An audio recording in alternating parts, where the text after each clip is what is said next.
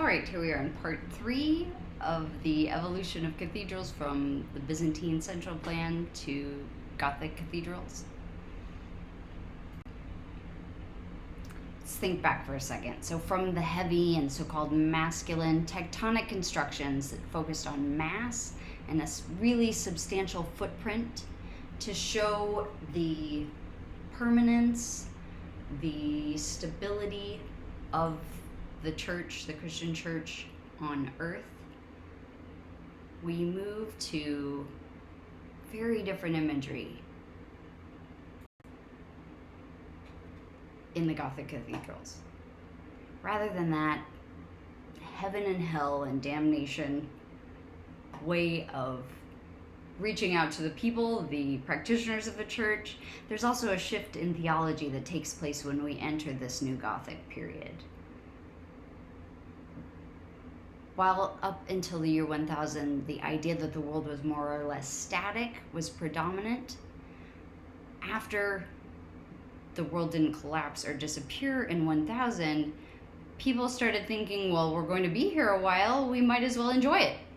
And that joy came out not only in the theological texts, but also in the architecture, in the sculpture, in the tracery that exists in Gothic cathedrals.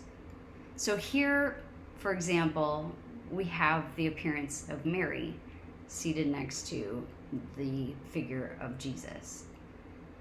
Mary, during this time, becomes the approachable feminine force in Christian theology.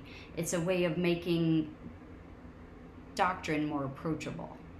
So we see, outside of needing to know the history of Christian theology, what we see is a shift into a more feminine approach, a more feminine aesthetic. And that includes seeing more female figures within the Gothic church.